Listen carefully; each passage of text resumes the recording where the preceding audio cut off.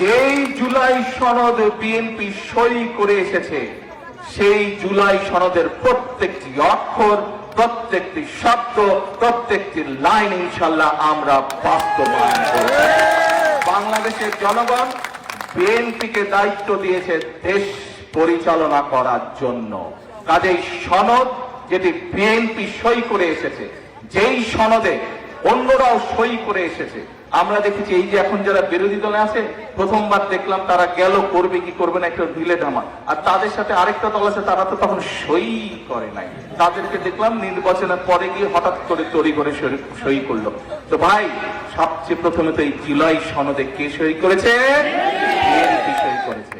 যারা নির্বাচনের পরে গিয়ে সই করলো কিন্তু জুলাই আন্দোলনে যারা জুলাই সনদের জন্য তারা গলা ফাটায় ফেলে, তাদেরকে তো আমরা প্রশ্ন করতে পারি, এতই যদি তোমাদের দরদ হয় তো তোমরা প্রথমে কেন সই করলা না ভাই?